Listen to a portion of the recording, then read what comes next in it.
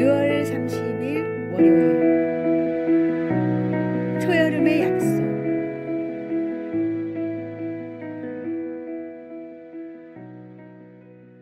어느덧 6월의 마지막 날입니다. 창가로 들어오는 따스한 햇살과 푸른 잎사귀 사이로 불어오는 초여름의 바람이 한 달의 끝을 알립니다. 여름은 이제 막 시작되었지만 상반기는 오늘로 마무리됩니다. 시간의 흐름은 참으로 신비롭습니다. 느릴 때도 있고 빠를 때도 있지만 결코 멈추지 않습니다. 올해 상반기를 돌아보며 우리는 스스로에게 물어볼 수 있습니다. 나는 지금 어디에 서 있는가? 지난 6개월 동안 내가 품었던 소망과 기도는 어떻게 되었는가? 어떤 분들에게는 기쁨과 감사의 시간이었을 것이고, 또 어떤 분들에게는 아픔과 시련의 시간이었을 수도 있습니다. 그러나 분명한 것은 하나님께서 그 모든 순간에 함께 하셨다는 사실입니다. 초여름의 푸른 잎사귀들이 가을의 열매를 약속하듯 우리의 현재는 미래의 열매를 약속합니다. 씨앗이 흙 속에서 고난을 겪으며 싹을 트이우듯 우리의 삶에 찾아온 어려움도 결국은 더 큰 성장과 열매를 위한 과정임을 믿습니다. 모든 것이 합력하여 선을 이루느니라는 말씀처럼 하나님께서는 우리 삶의 모든 순간을 선하게 인도하십니다. 7월부터 시작되는 하반기를 맞이하며 새로운 마음과 결단으로 나아갑시다. 초여름의 푸르름이 가득한 이 계절, 우리의 영혼도 그렇게 생명력 넘치는 푸르름으로 가득 채워지기를 소망합니다. 오늘의 말씀. 우리가 알거니와 하나님을 사랑하는 자, 곧 그의 뜻대로 부르심을 입은 자들에게는 모든 것이 합력하여 선을 이루느니라. 오늘의 만나. 감사의 제목을 하나씩 찾아보세요. 어려웠던 순간 속에서도 하나님의 손길을 발견할 수 있을 것입니다. 그리고 하반기를 위한 새로운 소망과 기도 제목을 정해 보십시오. 하나님께서 놀라운 열매를 맺게 하실 것입니다.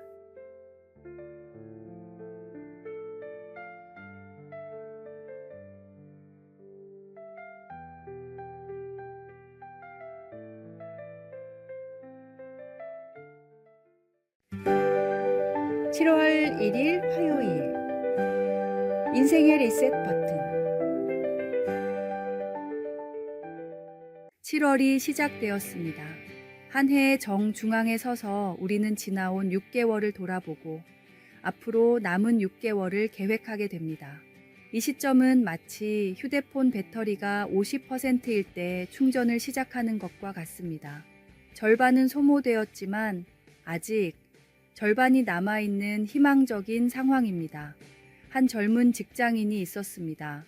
상반기 동안 꿈꾸던 프로젝트가 연달아 무산되고 승진도 미뤄졌습니다. 자신감은 바닥으로 떨어졌고 미래에 대한 불안감만 커져갔습니다.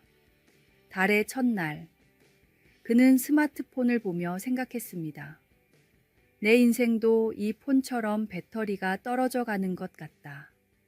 그때 화면에 배터리 50%, 절전 모드로 전환하시겠습니까? 라는 알림이 떴습니다. 그는 깨달았습니다. 절전 모드가 아니라 고속 충전 모드가 필요한 때라는 것을요. 그날부터 그는 새로운 기술을 배우고 다른 부서 동료들과 네트워킹을 시작했습니다. 자신을 위한 투자를 멈추지 않았더니 하반기에 그는 완전히 새로운 분야에서 빛을 발하게 되었습니다. 한 해의 하반기에 접어드는 7월은 우리 인생의 리셋 버튼과 같습니다. 상반기에 실패나 아쉬움이 있더라도 하나님께서는 언제나 새로운 에너지로 우리를 충전해 주십니다. 한 해의 중심에서 우리는 다시 한번 주님께 우리의 마음과 계획을 업데이트할 수 있습니다. 과거의 실수는 경험이 되고 미래의 계획은 소망이 됩니다. 오늘의 말씀. 보라, 내가 새 일을 행하리니 이제 나타낼 것이라. 너희가 그것을 알지 못하겠느냐? 반드시 내가 광야의 길을, 사막의 강을 내리니. 오늘의 만나. 지나간 오류는 삭제하고 새로운 비전을 다운로드하며 다시 시작하는 용기를 주님께 구해봅시다.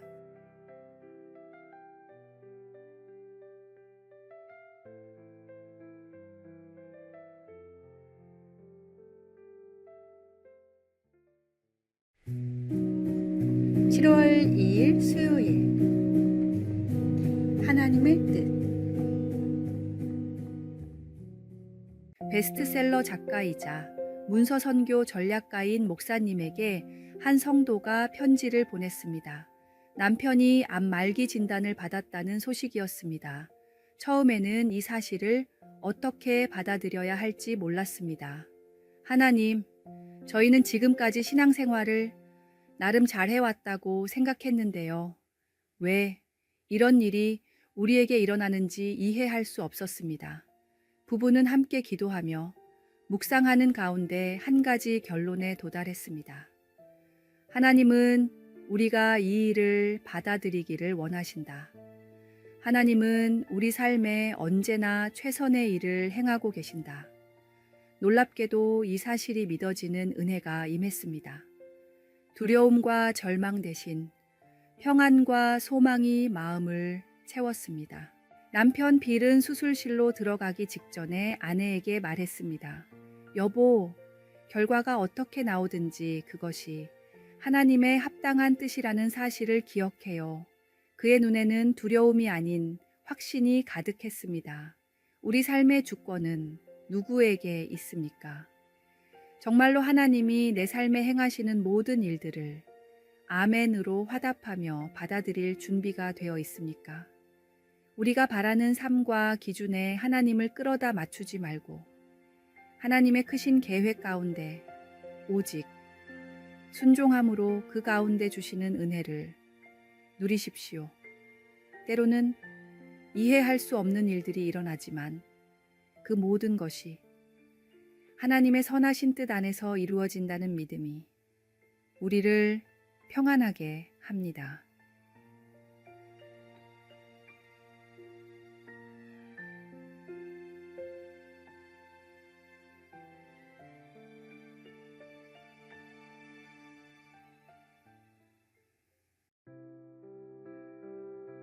오늘의 말씀.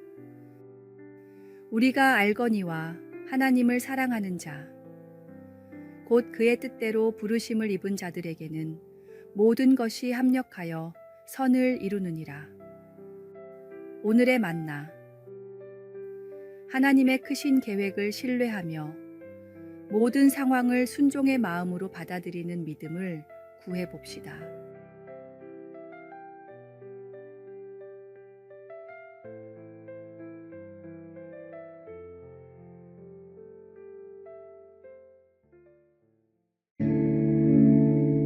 (7월 3일) 목요일.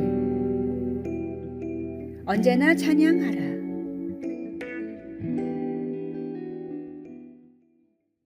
이사야서에는 하나님이 인간을 창조하신 목적이 찬양받기 위함이라고 기록되어 있습니다. 찬양의 사전적인 뜻은 어떤 대상을 높이거나 행한 일을 기리는 것입니다. 한마디로 우리는 하나님을 높이고 하나님이 행하신 일을 기리기 위해 지음받았습니다. 이것이 우리 존재의 가장 근본적인 목적이며 기쁨의 원천입니다. 성경에 나와 있는 우리가 찬양해야 할 7가지 때가 있습니다. 하나님의 도움을 경험했을 때, 헌금을 드릴 때, 큰 복과 축복을 경험했을 때, 고난을 당했을 때, 기쁜 일을 경험할 때, 예배 드릴 때, 그리고 매일 영원토록입니다. 좋을 때만 찬양하는 것이 아니라 모든 때에 찬양하라고 하나님께서 명령하신 것입니다. 왜냐하면 하나님은 우리의 상황과 상관없이 언제나 찬양 받으실 분이시기 때문입니다. 우리는 모든 상황 가운데 주님을 찬양해야 합니다. 옥에 갇힌 바울과 실라가 주님을 찬양할 때 옥문이 열리는 기적이 일어났듯이 우리가 어떤 상황이든지 주님을 찬양할 때 기적이 일어납니다. 주님은 우리가 기쁠 때나 슬플 때나 감정과 환경에 상관없이 영원히 찬양받으실 존귀하신 분입니다. 찬양은 단순한 노래가 아니라 하나님께 대한 우리의 고백이며 믿음의 표현입니다. 오늘의 말씀. 이 백성은 내가 나를 위하여 지었나니 나를 찬송하게 하려 함이니라. 오늘의 만나. 오늘 하루 어떤 상황에서든 주님을 찬양하는 마음을 잃지 않도록 기도해 봅시다.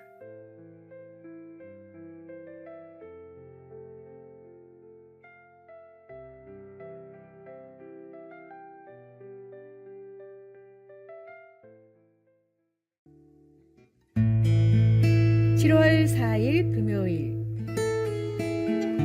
무늬 없는 베트카. 영화 배트맨은 20년 만에 새롭게 등장하는 히어로 영화였습니다. 감독부터 배우까지 최고의 캐스팅이었고 만화에서나 볼 수 있던 주인공의 비밀병기 베트카까지 실제 주행할 수 있도록 정밀하게 제작되었습니다. 영화 역사상 거의 처음으로 시도되는 일이었기 때문에 제작진들은 완벽한 결과물을 만들어내기 위해 온 힘을 다했습니다. 제작진은 차를 완성하자마자 팀 버튼 감독에게 차를 보여주며 한껏 자랑했습니다. 제작진이 만든 베트카는 만화에서 보던 것과 똑같이 정교했습니다. 세부적인 디테일 하나하나까지 완벽하게 재현된 멋진 작품이었습니다. 그런데 한참 동안 차를 살펴보던 팀 버튼 감독이 제작진에게 물었습니다. 그런데 이 차는 어떻게 탈 수 있나요? 제작진은 외관을 정교하게 만드느라 문 만드는 것을 깜박했다는 사실을 그제야 깨달았습니다. 결국 제작진은 차의 외관을 완전히 교체하고 문을 새로 만들었습니다. 시간과 비용이 엄청나게 들었지만 어쩔 수 없는 선택이었습니다. 아무리 잘 만든 차라도 문이 없으면 탈 수 없는 고철일 뿐입니다. 마찬가지로 우리의 행위가 없는 믿음만으로는 하나님을 기쁘시게 할 수 없습니다. 하나님을 최고로 기쁘시게 할 수 있는 일, 성도로서 세상에서 맛볼 수 있는 최고의 보람, 모두 전도를 통해서만 경험할 수 있습니다. 전도는 우리 믿음의 문과 같습니다. 오늘의 말씀. 그러므로 너희는 가서 모든 민족을 제자로 삼아 아버지와 아들과 성령의 이름으로 세례를 베풀고 오늘의 만나.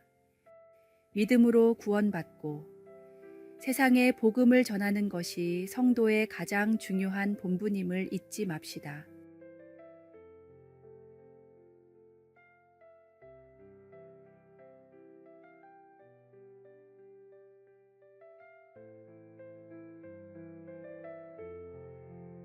아래에 빨간색 글자 구독을 누르시어 더 많은 전도의 열매를 맺으시기를 기도합니다.